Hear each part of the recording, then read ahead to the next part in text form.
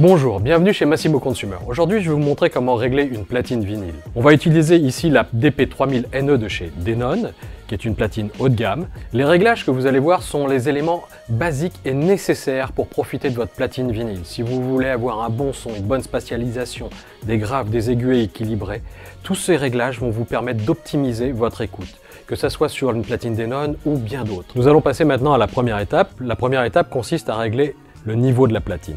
Pour ce faire, on va utiliser un niveau. Je vais placer un petit niveau sur ma platine et je vais essayer de faire la bulle. Sur cette platine, c'est assez simple puisque j'ai des pieds qui permettent de le régler en hauteur. Donc je vais tourner les pieds de manière à avoir un niveau parfait. Je vais tourner pour changer d'axe et être plan sur tous les axes parce que bien sûr, il y a plusieurs axes.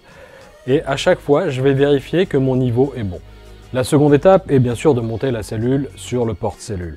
Ici, pour nous simplifier la vie pour la vidéo, nous avons déjà monté la cellule dans le porte-cellule. Ce qui est très important, c'est de respecter une certaine distance entre la tête et le haut du bras, mais on va voir ça dans un élément un peu plus tard. Cet élément va nous permettre de régler ce qu'on appelle la courbe de suivi. Les courbes de suivi, il en existe plusieurs et qu'on peut parfaitement régler comme on a envie. Ce que je vous conseillerais sur cette platine, par exemple la DP3000, c'est d'utiliser une courbe Stevenson. Après, on peut utiliser d'autres courbes, mais ça convient parfaitement à cette platine.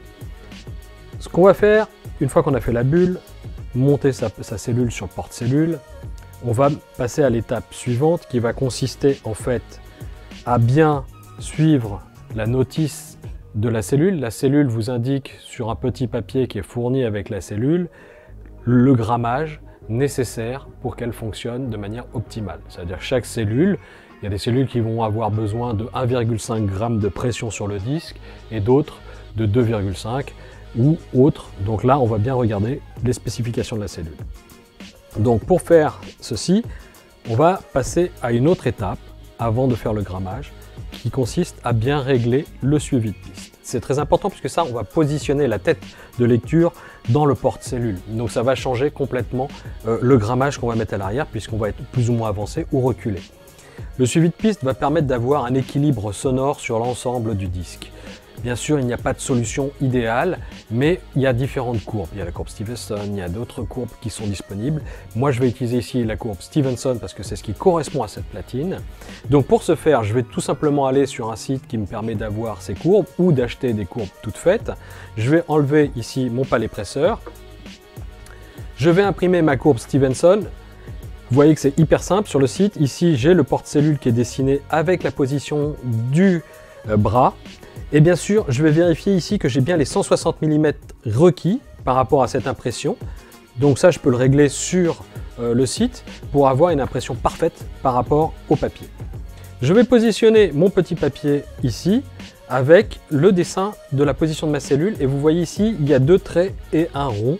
Ce cercle m'indique la position idéale de la cellule pour avoir le meilleur suivi de piste. Je vais prendre mon bras. Je vais faire très attention à ne pas bouger trop fort pour ne pas abîmer bien sûr mon diamant. Je vais positionner ici et je vais observer de près que mon bras soit parfaitement dans l'axe ici et que ma pointe que je vois ici soit sur le point indiqué pour me donner la bonne distance. Donc une fois que ça c'est réglé, ça c'est la courbe Stevenson simple. Je vais vous montrer ici avec un autre papier qui est un peu plus complet avec la sortie et l'entrée de la cellule. Donc ici, vous voyez que j'ai littéralement 2 tracés, un à 117 mm et un à 60 mm. Ça me donne la position à peu près au premier tiers et au deuxième tiers du disque, ce qui va me donner ici une indication si mon suivi de piste est correct. Donc là, je vais placer mon diamant directement sur le rond. Et je vais vérifier que ma cellule est bien positionnée et qu'elle est dans l'axe. Ensuite, je vais aller sur l'autre, ici, bien sûr, quand le disque a avancé, et mon bras aussi, et je vais repositionner. Et de manière à essayer de vérifier que ma cellule est bien dans l'axe, qu'elle suive bien les perpendiculaires du trait, donc qu'on soit bien dans l'alignement. Ça va me permettre d'avoir un bon réglage de cellule, donc j'aurai pas du son trop à droite, trop à gauche, c'est ce qu'on appelle les overhangs, et ça permet d'avoir un très bon suivi de piste. Une fois qu'on a fait ça, donc on a bien serré sa cellule sur son porte-cellule, on va pouvoir attaquer le réglage du poids. Donc je peux retirer ça, je remets mon palais presseur pour ne pas le perdre, je range mes petits papiers et on va attaquer le réglage du poids. Il y a deux méthodes. Il y a la méthode un peu empirique, entre guillemets, puisqu'on va tout simplement prendre le bras, on va le sortir et on va faire attention et on va essayer ici de régler le poids. Donc ici je tourne le poids qui va avancer ou reculer pour aller jusqu'au moment où mon bras flotte dans l'air à peu près sans tomber. C'est-à-dire qu'il est équilibré, comme une balance. Une fois qu'il est équilibré, vous voyez, là il est à peu près équilibré. Une fois qu'il est équilibré, je vais retourner ici, vous voyez, je vais mettre ma position à 0, ici avec cette bague qui est une bague qui est en roue libre, et je vais tourner l'ensemble, sans toucher à cette bague qui est en roue libre, jusqu'à 2,5 grammes. Donc ici, je vais jusqu'à mes 2,5 grammes, qui est le poids maximum autorisé sur cette cellule. Donc ici, je vais me retrouver avec 2,5 grammes de pression sur le diamant.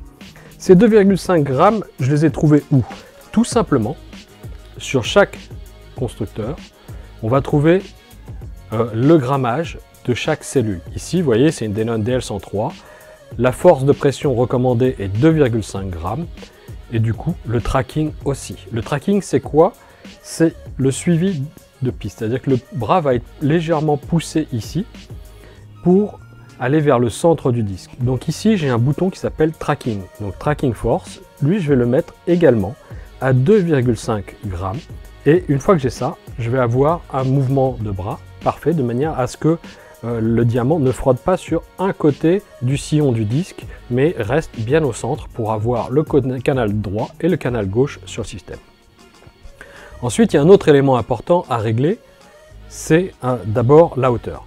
Mais il y a une autre méthode de réglage du poids qui peut être beaucoup plus précise, qui consiste à utiliser un petit système de poids. En fait, c'est ce système pour peser la pression des cellules. Donc on va l'allumer, je vais le poser sur mon plateau. Et vous allez voir ici, j'attends que je sois en position 0 comme une balance. Je vais remettre mon bras. Je vais mettre bien sûr mon diamant parfaitement à l'endroit, au point noir du système. Et je vais vérifier que j'ai bien 2,5 grammes de pression qui est recommandée par le système. Une fois que j'ai ces 2,5 grammes, je suis sûr que j'ai la bonne pression et le bon tracking si je le règle au même niveau. Voilà, deux méthodes, une avec une balance et une un peu empirique. Et vous voyez qu'en empirique, j'étais pas loin, j'étais à 2,48 grammes. Donc il y avait 0,2 grammes d'écart. Donc là, je pourrais compenser les 0,2 grammes d'écart puisque c'est un peu plus précis avec la balance. Une fois qu'on a fait ça, on va mettre un disque. Et on va aussi regarder si je pose mon diamant comme ça, si mon bras ici est bien horizontal, bien linéaire, c'est-à-dire qu'il est à l'horizon parfait. Parce que si ma cellule est un peu comme ça, je vais avoir un peu plus d'aigus. Si ma cellule est comme ça, je vais avoir un peu plus de grave. Donc l'horizontalité est très importante et ça, je vais le régler ici grâce à ce petit bras. Vous voyez ici, si je bouge en allant vers la droite ou vers la gauche, je peux monter ou descendre le bras pour avoir cette horizontalité. Donc ça, c'est les éléments de base qu'on doit faire sur une cellule. Si la cellule est trop basse, il existe des petites cales, donc on peut rajouter des petites cales sous la cellule pour que le bras soit plus horizontal si on ne peut pas atteindre le niveau minimum, ou on peut bien sûr enlever ces cales selon les besoins. On a l'autre chose importante à régler, c'est de vérifier l'alignement. De temps en temps, on a la cellule qui est parfaitement dans l'axe, mais le stylet, en fait le diamant, est légèrement incliné. Donc ça, la technique pour ça, on va poser un petit miroir ici, on va poser ça sur le miroir, et avec une loupe, on va bien regarder que le diamant soit parfaitement aligné dans l'axe et qu'il ne soit pas légèrement en biais à droite ou légèrement en biais à gauche, qu'il soit parfaitement vertical. Une fois que vous avez fait tout ça, normalement vous devriez profiter d'un superbe son sur votre platine vinyle. En conclusion, pour un réglage de base d'une platine vinyle, nous avons fait 1. Le niveau de la platine, 2. Le suivi de piste, 3. Le positionnement de la cellule, 4. Le poids et l'anti-skating, et bien sûr la hauteur de la cellule. Voilà pour tous les éléments importants. Merci de votre écoute. Pour plus d'infos, denon.com.